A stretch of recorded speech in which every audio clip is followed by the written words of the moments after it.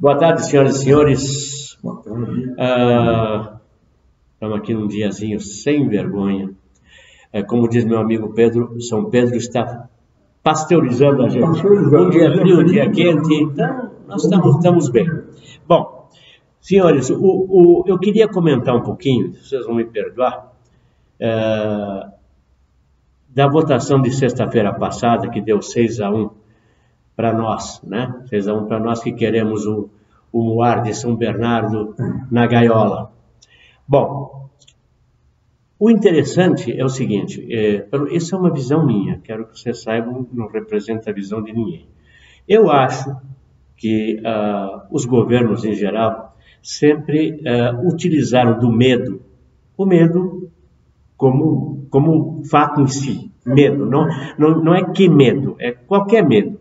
Então, o medo vai desde a invasão de extraterrestre, que é uma loucura absurda, até a explosão do vulcão lá no Yellowstone, que vai acabar com a humanidade, até o congelamento global, o aquecimento global, ou qualquer porcaria, peste global, para manter as pessoas sobre uma certa tensão para que não pense nos problemas imediatos e reais. Nos governos totalitários, como na Venezuela, como na Rússia foi muito tempo, etc., existe a pressão do próprio governo, que já é o medo suficiente de você ser preso, ir para uma masmorra, etc., ser torturado, por aí. Mas o que está acontecendo no Brasil é que o medo está mudando de dono.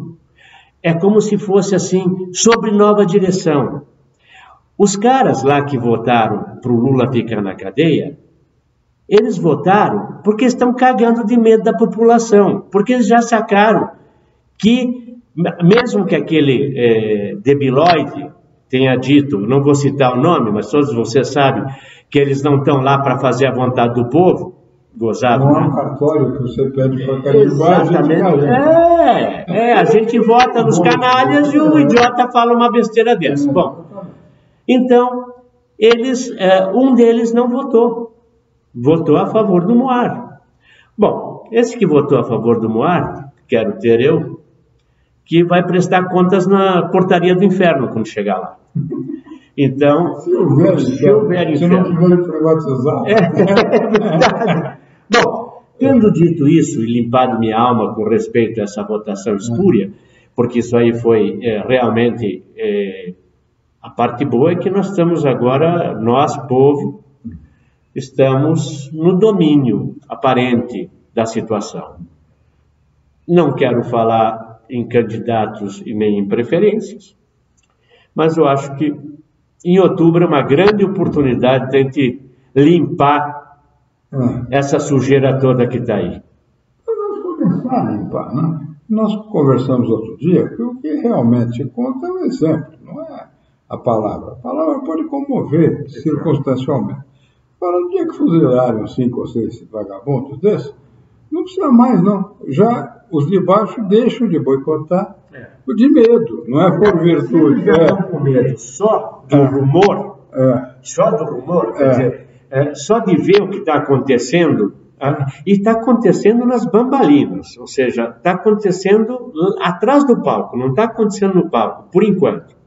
Então, imagina quando começar a acontecer no palco. Não, e tudo na forma da lei. Código Penal Militar prevê o fuzilamento de traidor da pátria. Sim. Né? Agora, você fala, não, mas só em tempo de guerra. Isso é no século passado. Hoje a guerra é permanente. Guerra permanente. Guerra total. Aliás, o termo técnico é guerra de quinta geração. É uma guerra que você não percebe que está na guerra. Ou você passa as dificuldades da guerra, mas não está declarada. Uma guerra sem declaração. Sem declaração. Exatamente. Então, nós estamos sofrendo nesse momento exatamente isso.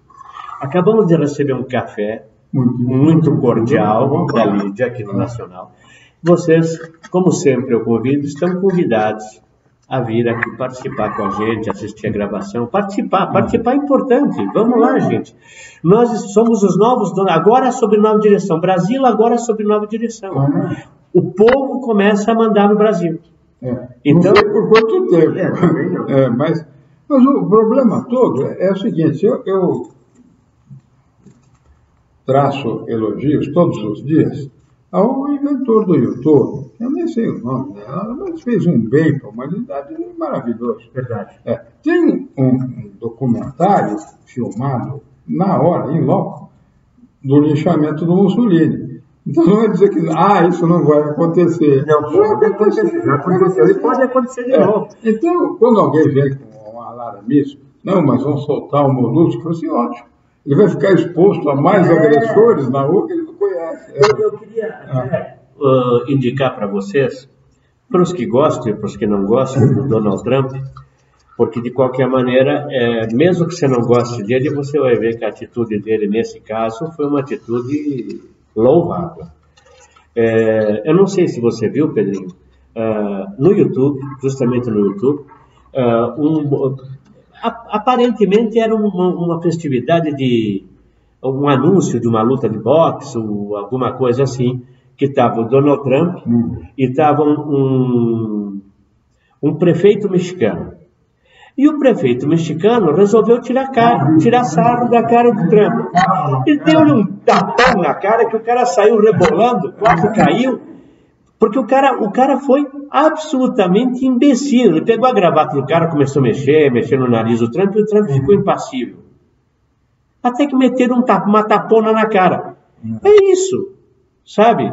O cargo exige respeito. Não importa se você gosta do cara ou não gosta do cara, mas o cargo exige respeito. Mal comparando e trazendo para exemplos nacionais, é cutucar a onça com vara curta. Exatamente, exatamente. Então tem umas taradas aí que agora querem revogar a lei da anistia e criar uma comissão da verdade 2, né? Agora com injeção eletrônica. Agora com injeção eletrônica. É isso mesmo. Bom, senhoras também. O outro assunto da semana foi o incêndio lá no Rio de Janeiro, criminoso, seja como for, quer dizer, não estou culpando ninguém. Ele começa a ser criminoso pelo fato de ter sido abandonado às traças aquele museu com a nossa história, 200 anos de nossa história ou mais, e dizem, e eu vi aí na internet algumas reportagens, que tinha N fios desencapados, etc. Então, isso é uma coisa, era um desastre anunciado, né? Então, isso é crime, porque ninguém fez nada e negligente. Não, e outra coisa, Pedrinho, parece que as verbas para o concerto existiam, é que elas não eram repassadas. Iam para o bolso de alguém, não sei, como sempre. Então, perdemos o museu. Mas nos restou o meteorito de Bendegó, ficou a pedrona lá, né? Como dizia Drummond de Andrade, temos uma pedra no meio do caminho. E que mansa pedra que é aquela! Bom, aquela pedra não representa a nossa história, mas veio do céu, né? Então, um presente divino. Pena que não pegou na orelha. Podia ter caído em Brasília. Seria o meteorito de Bendegó. Não seria de Bendegó, seria o meteorito Candango. Exatamente, o meteorito Candango. Caía lá e acabava com o Congresso, o Senado, livrava a gente do peso. De preferência numa quarta-feira, porque nos outros dias o Congresso está vazio. É verdade. Bom, mas o que eu também tive a oportunidade de comentar com outros amigos é o seguinte: o primeiro desses grandes desastres contra a cultura foi o incêndio da Biblioteca de Alexandria. Exatamente. Onde o sultão, lá que estava dominando o Egito naquela época, falou: se os livros lá dentro repetem o que o Corão diz, eles são ociosos. Se eles contradizem, eles são perniciosos. Então vamos queimar tudo. Claro, né? É como a destruição daquela cidade lá no Iraque, como é o nome? Eu sei. Que era uma ruína romana maravilhosa. Palmira, né? Palmira. Acho que era Acabaram de Palmira. Eles destruíram tudo, os tarados. Olha, pouca gente sabe que talvez a maior obra de arquitetônica de todos os tempos é na Acrópole de Atenas, ou Cérebro Partenon. E até 1600... Com base na... Retângulos áureos. Exatamente. Perfeito, é uma maravilha. Até 1600 ele estava intacto. Aí, na dominação turca, transformaram aquilo em paiol. E um dia que explodiu, né? Daí ficou. Ele era tão bem construído que não arrasou. Não caiu. Não caiu tudo, né? É isso. E aqui depois também tivemos causas naturais, o terremoto, o maremoto e incêndio de Lisboa, se não me engano, 1755. Aí, pouca cidade. Aí chegaram lá para o poderoso do dia, que era o primeiro-ministro lá do rei, falaram, o que nós vamos fazer? Eu falei assim, vamos enterrar os mortos e cuidar dos vivos. Depois teve o incêndio lá em São Francisco, também na Califórnia, que acabou com a cidade inteira. Mas não foi terremoto de 1905? Acho que não sei. Foi causado incêndio, mas teve um incêndio que consumiu a cidade. Causa incêndio. Eu já tive um terremoto. Eu tive um terremoto no Chile. O Chile inteiro, para quem não sabe, ele está ligado numa espécie de tomada. Isso aqui é só para para se entender. Grau 5 de terremoto desliga o Chile. Então, se ele atinge o grau 5, é para evitar incêndio, justamente. Desliga a força elétrica, desliga tudo. Eu estava lá quando teve um terremoto de 8,3 na escala Richter. Eu estava no 18º e 12º andar, era um duplex. O que balança parece navio em alto mar em tempestade, é uma coisa de louco. E, evidentemente, eu desci os 19 andares a pé porque corta tudo, não tem energia para porta-garagem, não tem energia para elevador. Por sorte, eu tinha um carro na rua e um na garagem, sempre justamente por causa disso. Aí fui para uma casa térrea, um hotel térreo, mas e mesmo assim, eu vou citar até uma pessoa conhecida, pegou fogo na casa do que era presidente da Nestlé no Chile na época, e que depois foi presidente aqui no Brasil, Ivan Zurito. E eu da minha casa vi pegando fogo no apartamento dele, que era mais baixo, mais para o lado da cidade. Então, terremotos causam esse tipo de problema. E em Londres, 1666, tem um fogo na City de Londres, que era quase toda a cidade, não havia o crescimento para o West End, né? E aí o maior arquiteto da época, que era o Christopher Wren, que fez a Catedral de São Paulo, em Londres, propôs ao rei uma reurbanização, em termos moderníssimos. Eu tenho uma cópia dessa planta que ele apresentou para o rei.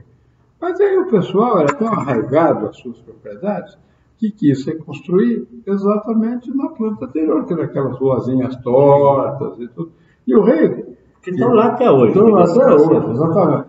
E o rei, que tinha sido recém-restaurado, né? Porque pouco antes mataram o Carlos I, tivemos o período ditatorial do Olivério Cromwell, né?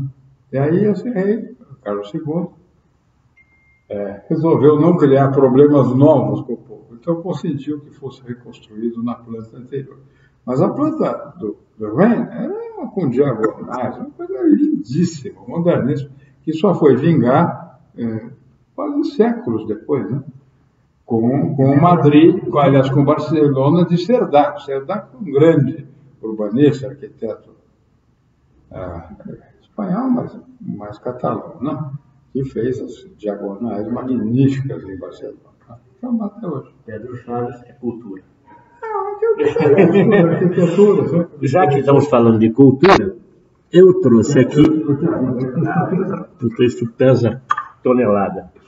Eu trouxe um livro para mostrar para vocês, justamente pela Norman Rockwell. Se vocês viram a Veja dessa semana, vocês que veem o nosso programa, provavelmente são leitores de Veja, vão reconhecer, eles puseram uma ilustração do Rockwell lá, que é essa da menininha jogando bolinhas de gude, que está aqui embaixo. Acho que vocês estão vendo aí. Pode. Está vendo? Essa está a cores na vez.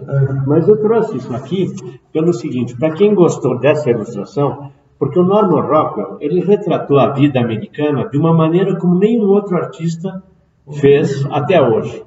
É o retrato dos Estados Unidos. De uma maneira assim. Mas é uma coisa maravilhosa. Eu vou... Alguns eu posso tirar daqui dentro do livro. Olha que coisa linda isso. Deixa eu afastar um pouco. Menininha no espelho. Os que eu puder tirar, eu vou tirar para mostrar para vocês, porque vale a pena.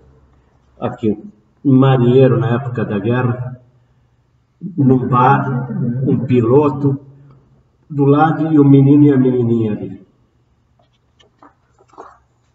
E ele retratou muito o interior dos Estados Unidos, que é uma beleza. Aqui, o choque com e o apostador pesando ali, marcando. Atribuído um peso máximo para fazer o handicap. Para dar um pouco de chance para os cavalos piores, então vão com menos peso. Os cavalos melhores, o jockey leva mais peso. Imagina, depois precisa pesar. Para reproduzir, isso é uma reprodução de um quadro que está no Roma, agora não me lembro o nome do artista, famosíssimo. Tem esse senhor olhando o quadro, ele reproduziu esse quadro de arte moderna, que você pode olhar o quadro, você vai ver que é igualzinho. É uma coisa fabulosa que esse cara fazia. E muitas outras coisas. Esse livro é uma edição especial que foi pedida foi selecionado, as obras foram selecionadas pelo diretor do Museu do Brooklyn, em Nova York, que pesquisou entre mais de 20 mil ilustrações para colocar nesse livro. Esse livro é uma obra-prima. Infelizmente, ele sofreu na minha vida um pouco de mudanças de um lado para outro e acabou viajou daqui para outros países, ia comigo para onde eu ia. E pegou um pouco de umidade de viagem marítima, né, que a minha mudança ia sempre por navio, ou quase sempre. A última só que foi por navio. E pega umidade e a capa externa do papel não resistiu. Mas a parte interna está bem. Não consegue transmitir para os descendentes, né? Mas eu acho o seguinte, Pedro, a gente pode tentar falar para as pessoas, podem procurar, porque isso em casas em livrarias especializadas, que é a Freebook do Petit. Na Rua Barão de Capanema, com a esquina com a Peixoto Gomes. Ali, se vocês... A gente está fazendo propaganda grátis, mas tudo bem. Petit é boa gente. Então, esse livro, se você não encontrar esse, tem muitos livros do Norman Rockwell, mas esse livro é capaz, não esse, mas outras edições, o Petit, se não tiver na livraria, ele traz. Ele vai às feiras de livros de Milão, de Londres, de Paris. Então, em matéria de livros novos, ele é o craque dos craques. E tem um outro senhor aqui também, que é o deus dos livros antiquários, os livros com encadernações de luxo, os livros raros, etc. E assim, mas em São Paulo é o que tem, são melhores de nível internacional. Os dois. Aqui você encontra, aqui na cidade, se tem uma coisa boa é isso, você encontra de tudo, tanto para comer, tanto para alimento da alma, como para alimento do corpo. Então, dito isso, Pedrinho, vamos nos despedir, porque já estamos passando do tempo, então eu vou dar uma de perna longa. That's all, folks. Tchau para todos.